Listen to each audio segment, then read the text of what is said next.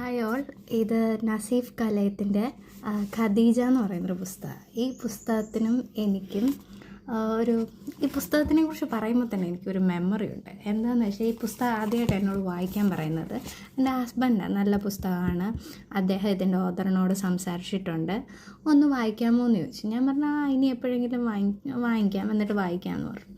അത് കഴിഞ്ഞ് ഞാൻ വേറൊരു ബുക്ക് വാങ്ങിക്കാനായിട്ട് പോയപ്പോഴത്തേക്ക് ഇതവിടെ കണ്ടു DC ബുക്സിൽ. അപ്പം അങ്ങനെ ഞാനിത് വാങ്ങിച്ചിട്ട് ഞാനിത് വായിച്ചു കഴിഞ്ഞപ്പം എനിക്കിഷ്ടപ്പെട്ടു.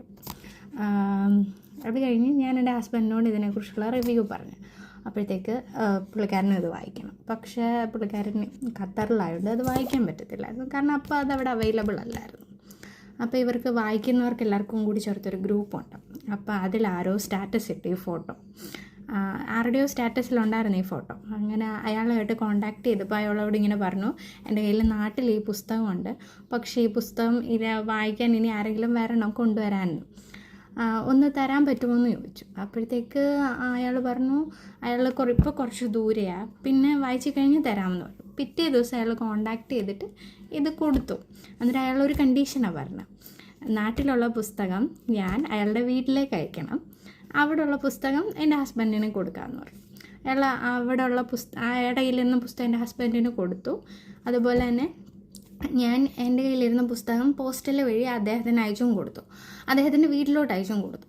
അത് കഴിഞ്ഞിട്ട് അന്നേരം എനിക്കൊന്നും തോന്നില്ല, നോർമലായിരുന്നു, സാധാ ഒരു കാര്യം ചെയ്യുന്ന ഒരു കാര്യം ചെയ്യുന്ന പോലെ ഉള്ളൂ.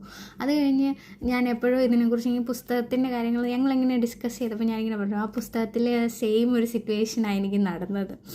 പുസ്തകത്തിൽ ഒരിക്കലും കാണാത്ത രണ്ടുപേര് കത്തിലൂടെ കമ്മ്യൂണിക്കേറ്റ് ചെയ്തിട്ടുണ്ട്.